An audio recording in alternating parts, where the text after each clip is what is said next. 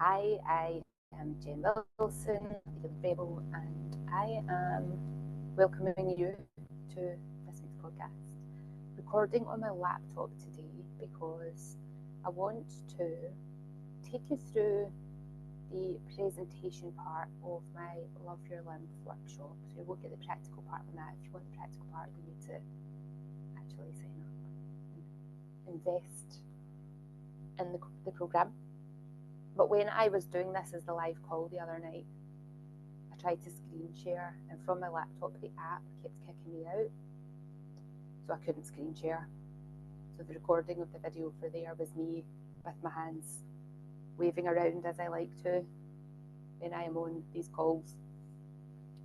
I thought, why not re-record it on the laptop, but not using the app, and include the slideshow this time to see how it goes, and then put that up as this week's podcast. Don't know how the sound quality is going to be. I'm using a set of headphones that I got off of the internet for £4.50 for 2 pairs of headphones, and Chris saw them in the airport and they were £20 per pair, so I have no idea. This is the first time I'm using them, so hopefully they're recording okay. And the camera isn't amazing on here, but it's fine because I haven't washed my hair. That's all good. So let's dive into this. If you know anybody who needs to learn about their lymphatic system, who needs to reduce inflammation in their body, wants to learn about this, please do share the podcast with them.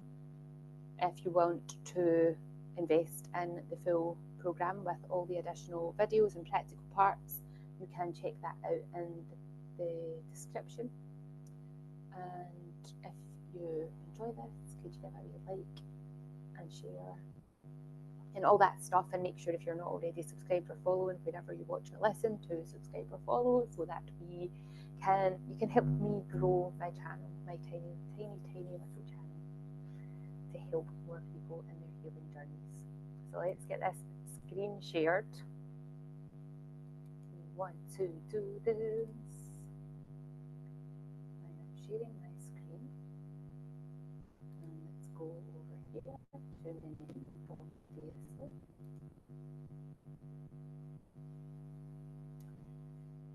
If you are new here, this is going to be useful because I am going to give you a little bit of my backstory.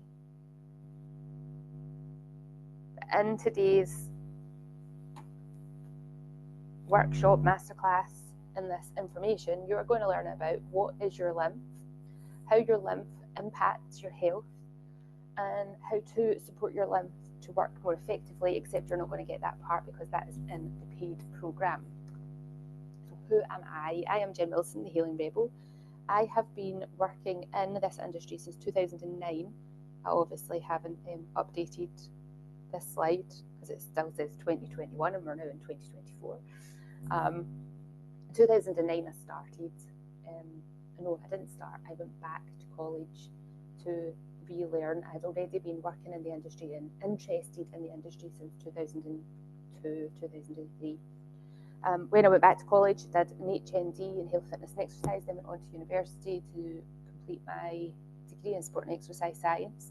And in amongst all of that, and since then, I have added many different trainings and educations into my cohort so that I have lots of tools to choose from when I'm working with clients. I absolutely love learning new stuff. I have had business coaches in the past that have told me that I don't need any more qualifications, and there's a difference between needing the qualification and wanting them, because I love learning. A lot of these originally were learned through either necessity or insecurity, but now it's either a tick box exercise for insurance purposes, or it's because I really am passionate about learning more information, because there's always more to learn, especially when it comes to the body. A very brief overview of my backstory. I was living in Greece in 2002 and I piled on a shit ton of weight because I was drinking far too much and not eating properly. When I came back from Greece, people commented that I had eaten a whole person, and I went on this journey of learning how to look after myself better. Started joined the gym, started going to the gym regularly, started to just dip my toe into the nutrition information. Then when I moved out to Australia in 2006, I was more immersed with people who were really passionate about health and fitness, learning from them, learning from magazines. And then when I was coming back home from Australia, I decided that would be the ideal time to completely retrain, because I didn't want to work in the travel industry anymore, and I didn't want to come back and just get another job that I hated. So I applied to college and then followed that path. Then in 2017, I got diagnosed with Crohn's disease, which then changed my path slightly, majorly. I went from being how can we get the body to be as fit as possible, because I was missing out the healthy part. It was now, I've skipped over a bit here. You can't just be fit, because fit doesn't equal healthy. How can we get a body healthy? What does that mean? What has happened in my journey that's caused the Crohn's disease to present itself, and then subsequently endometriosis? What has happened in this journey? What have I missed? What did I get wrong? How do I change that? How do I start to try and reverse some of the damage that's been caused in my body? And that's where the lymphatic drainage came in. Was around 2020. I did an online course like everybody was doing at the start of lockdown, and it was a game changer. It was mind blowing. It was a huge part of the puzzle that was missing for me, and that's why I'm really passionate about sharing this information. Wherever you are on your health journey, you need to start at that point, not where you think you should be, not where somebody else is. You need to learn how to listen to your body, because the science is amazing.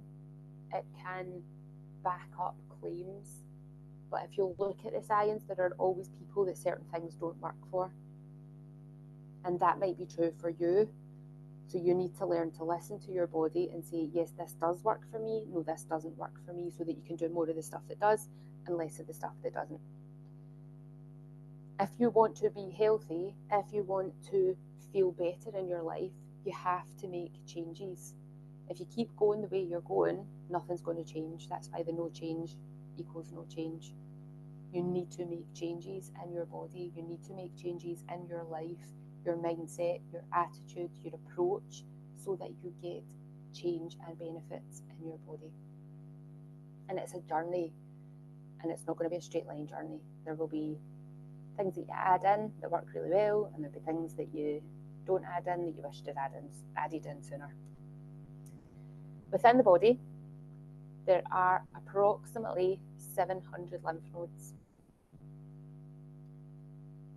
About a third of them are in your neck. It is really, really important that we work the collarbone and neck area to make sure that that area drains.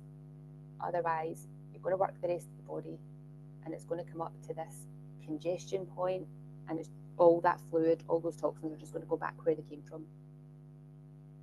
Your lymphatic system is your internal sewage system. It's a network of little tubules and nodes that network through the entire body, running alongside your circulatory system, so the blood. And it's there to support the blood to be able to take the toxins out of the blood so that the nutrients can get dumped in to your cells. And then when the blood circulates back to the heart, it catches that lymphatic fluid to then be taken to the organs that are going to be able to detox out. Now, your body is always detoxing. It's not something that you do. Your liver, your kidneys, your GI tract, your lungs are always working in a detox effort. They're clearing out the toxins so that nutrients can get in. If your body is congested with nutrients, no amount of multivitamins or salads or nutrient-dense food, those nutrients are not going to be able to get in if we can't clear the toxins out. The fluid of your lymphatic system is made within the connective tissue, the fascia that is within our body. Your entire body is made up of cells, and those cells are all connected together through this connective tissue, through this fascia. The research into fascia is has only really been around in the last 20 to 25 years that it's been amplified. And in terms of physiology, in terms of science, that's pretty new. So there's so much we do not know about fascia, and there is so much that we do know that just hasn't made it through to mainstream yet.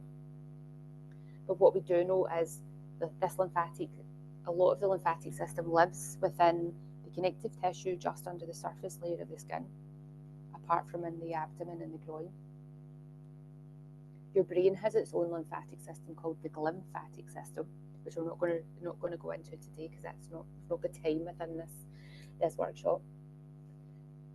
If you're holding tension in your body, if your body is dehydrated, if you have adhesions in your body, so if you've got scar tissue from operations, that's all going to have an influence on your lymphatics and how well and easily your lymphatics can flow and how well and easily your body can detoxify.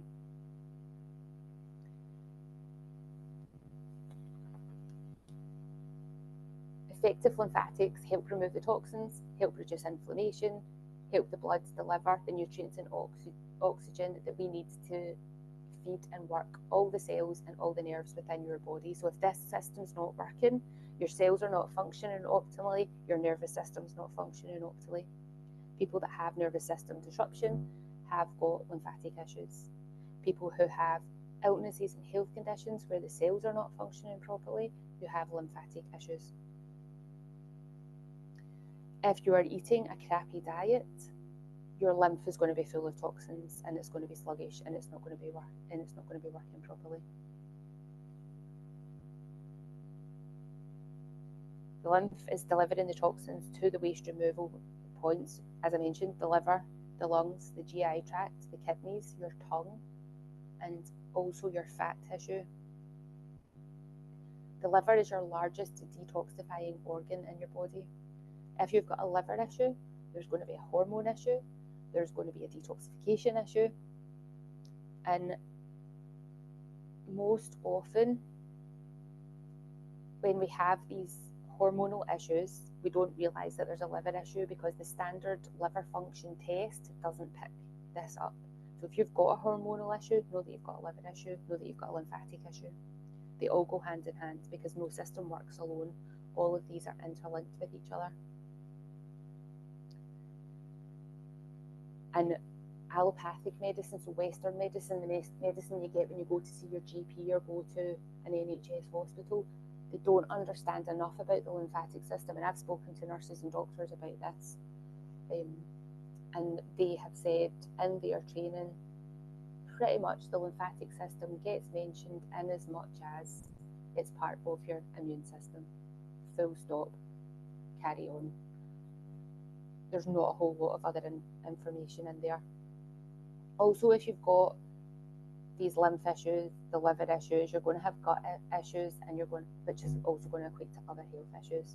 So if you have IBS, like I have inflammatory bowel disease, Crohn's colitis, and IBD, undefined IBD. If you have psoriasis, eczema, rosacea, acne, any like skin breakouts, this is all a sign that your lymphatic system is congested and your body is trying to get the toxins out any way that it can. There's a build up, there's a backup. It needs to let them go. When you've got this build up of toxins, that's going to equate to inflammation. Not all inflammation is bad. Acute inflammation is what happens when we are unwell. So if you get a virus, a bacterial infection, you cut yourself, you break a bone, your body goes into inflammatory mode, creates inflammation because that's where healing occurs. The problem happens is when that inflammation doesn't then die down.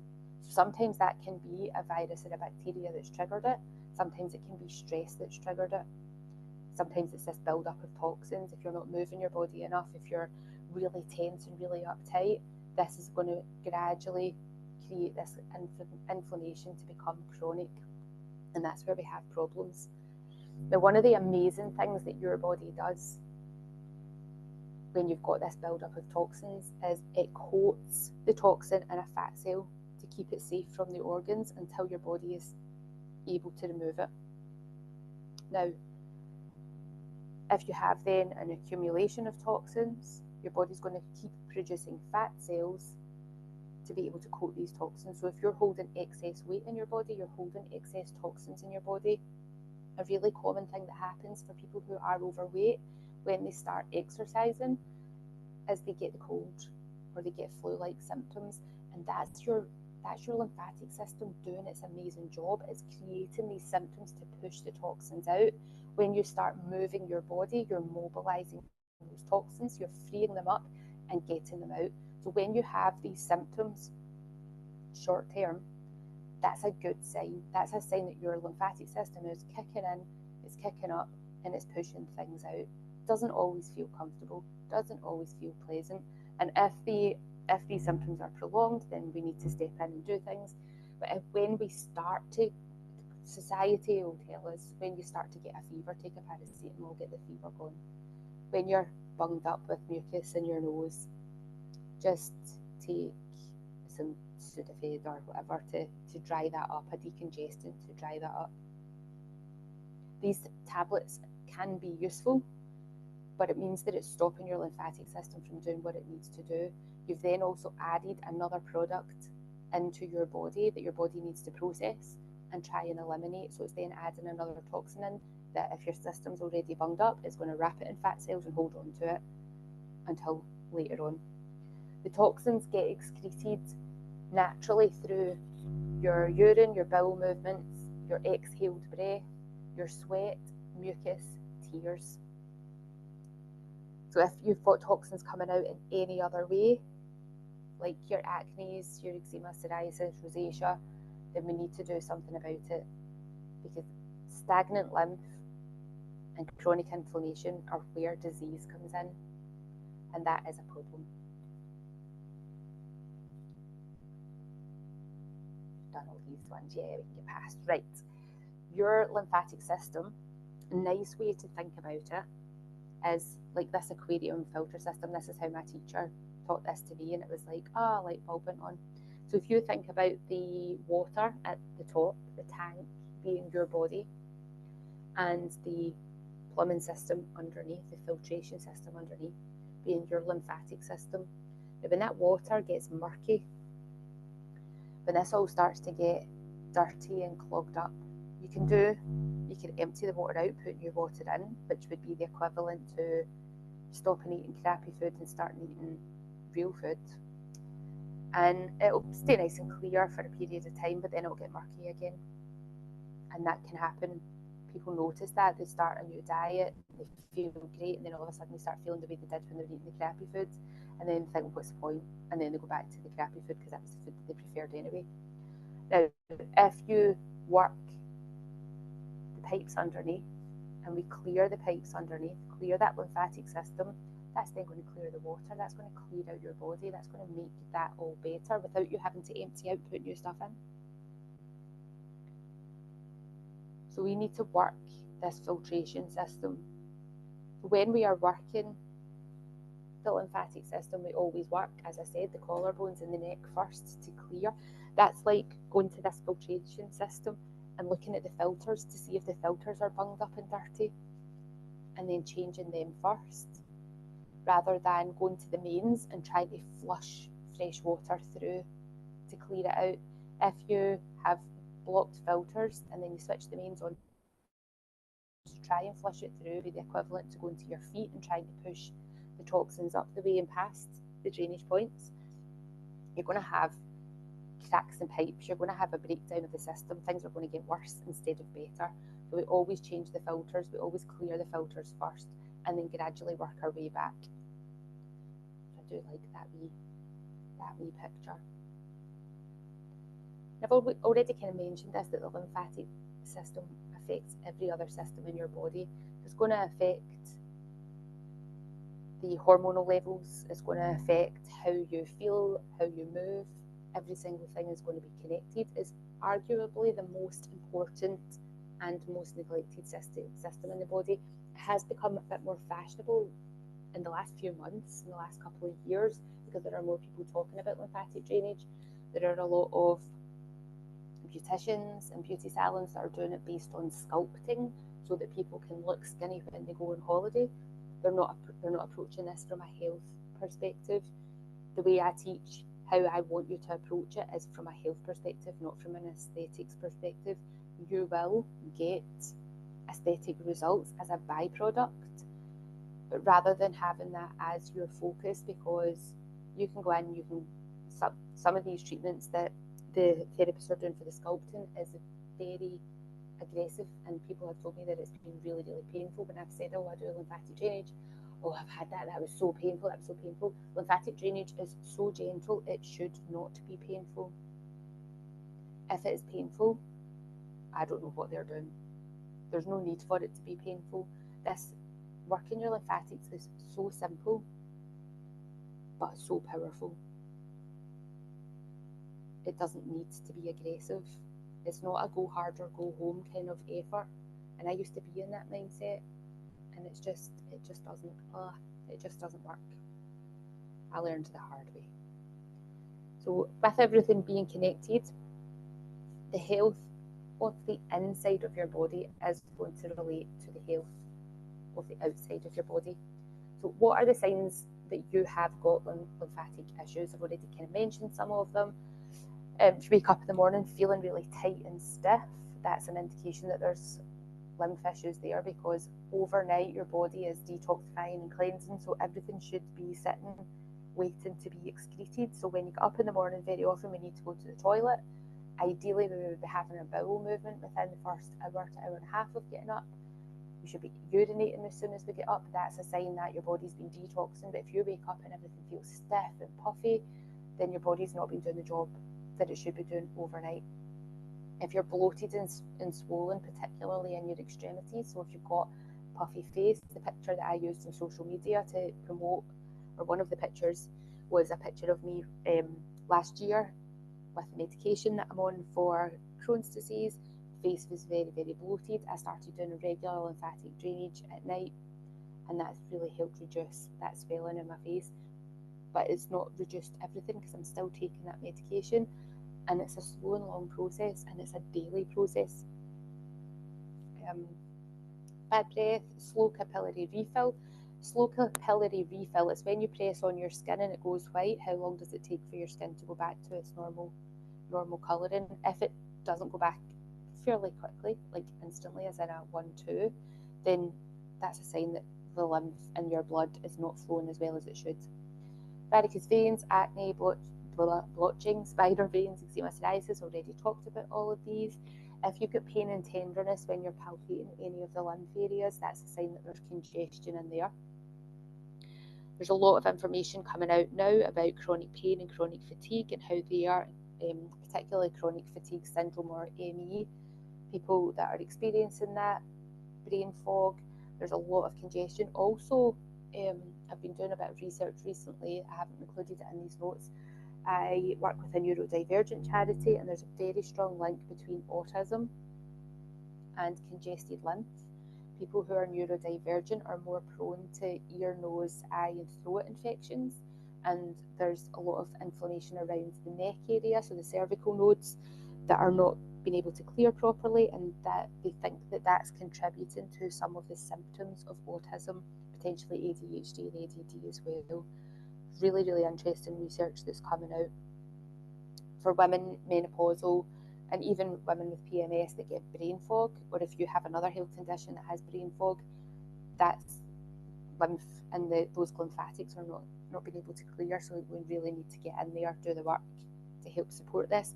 If you experience allergies, that is your lymphatic system ramping up to try and get rid of whatever's coming in. But if it's a really fast response, anaphylaxis for example, or as soon as you're in an environment your eyes and nose start to stream, then your body's not able to navigate that very well. Your immune system is overstimulated, and that's a big sign of congested lymph. If you're struggling to lose weight, that's those fat cells are wrapped around those toxins. Your body is clinging on to them because it cannot clear through the lymphatic system. So we need to get the lymphatic system clearing, and then your body weight will start to come down.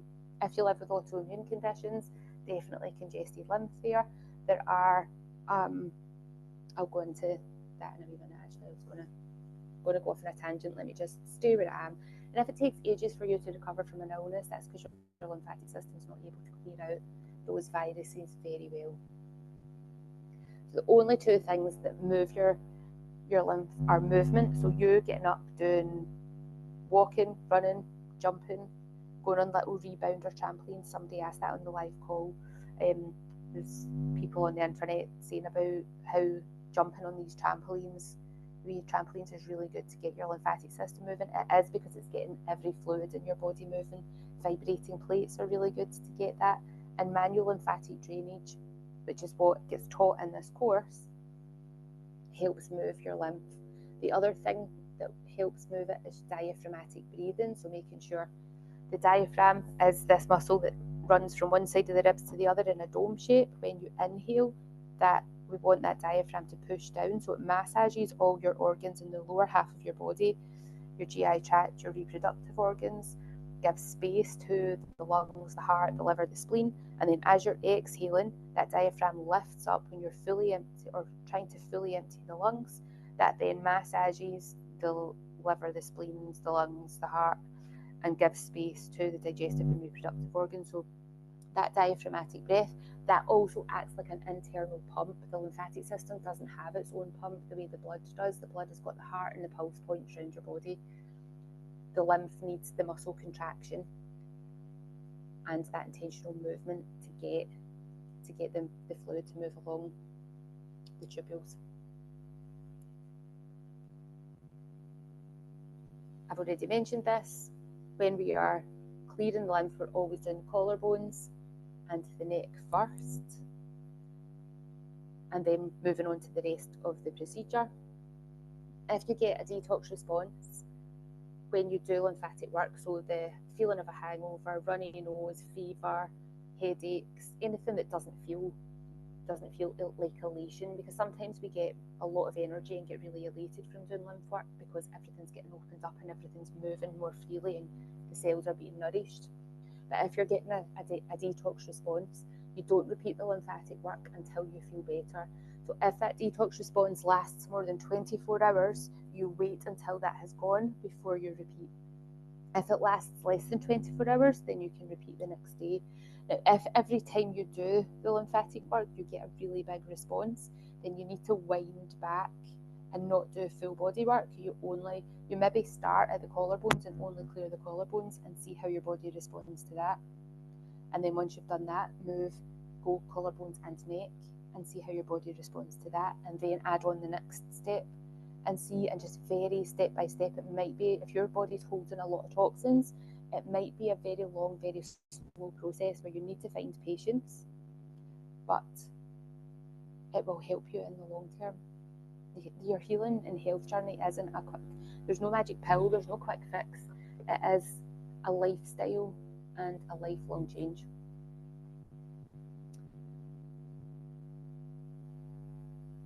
I'm not going to go through that one just now because we've already done that. I don't want to go through this today. I'm just going to quickly, this is not for today. Who should not do lymphatic work? This is very important. So when should you not do lymphatic work? If you have a fever of 104 Fahrenheit, 40 degrees Celsius, if you have a bacterial infection, if you are on antibiotics for that bacterial infection, you have to wait until the antibiotics has completely finished its course. So even if it looks like the infection has cleared, but you've still got another 2 or 3 days of antibiotics to take, you have to wait until the antibiotics are finished, because you might not be able to see the infection, but the infection might still be living in your body, and there is a risk of sepsis if you do lymphatic work when you're on antibiotics or when you have got a bacterial infection, so please do not do that. If you're undergoing chemotherapy, you do not do lymphatic work unless it's specific for your treatment. There are some cancer treatments that it is vitally important that you do lymphatic work to make the drug work better. For other people, it's a complete contraindication. The same with some cancers, so speak to your oncologist, your cancer team, if that is where you're at and that's what you're doing. If you have any heart, kidney, or liver condition or disease, you need to speak to your specialist at your GP or your specialist to ask them whether or not it's okay for you to do the lymphatic work. If you have an autoimmune condition that's in flare, then only do the head and neck. If you do the rest of the body, you're going to make the symptoms of your autoimmune condition 10 times worse. And I speak from personal experience in this. I thought, yeah, I'll just do it because it'll try and get me over this flare faster. It didn't, it made it worse. So please do not. If you have had Botox, there is mixed information out there about whether or not you should do lymphatic work when you've had Botox. I would think if you've done it and had Botox on your face, I probably wouldn't be doing the head and neck work, well, the head work certainly, because it could move the Botox and then you're paying to just detox it straight back out your system. If you have Botox at all, I would speak to whoever gave you the Botox injection for their advice on what you should do about lymphatic drainage. They might tell you to wait a couple of weeks. They might tell you it's an absolute no-no. They might tell you it's fine to do in all the parts of your body apart from where you were injected. There doesn't seem to be any hard and fast advice in the science. So speak to the professional that's done the injecting, because I've never had Botox and I've never administered it, so I do not know. As a general rule, if you regularly see any medical person or a specialist, always check with them first before you do any lymphatic work. Do not just go off and do the lymphatic work and say, oh, it'll be fine, I'll do it. It'll be fine. It might be, but it also might not be, and we don't want to make you more unwell. As I said at the start, this stuff is very, very simple, but it is very, very powerful. It is an incredible part of your healing journey. Now I'm just going to see how I stop sharing my screen. If this has been useful for you, stop. If you would like to know more about the practical techniques that we do, I have added in some additional protocols to doing lymphatic work, including some fascia release work and diaphragmatic breath work, as well as the practical lymphatic drainage. If you would like to know more, please do check out the information in the description of today's podcast. If you get any questions, please do reach out to me. And if there's a financial barrier there that means that you can't do, that you just don't have the finances for it, reach out to me, because I don't want you to not have access to this information purely based on finances. But if you have got the pennies in the bank to purchase it, then that would be very useful for your health. Right, I'm going to sign off now. Thank you so much for tuning in and listening today. As always, like, share, follow, blah, blah, blah. If you have got any questions, please do reach out to me, and I'll see you on the next podcast. Have a wonderful whatever you're up to.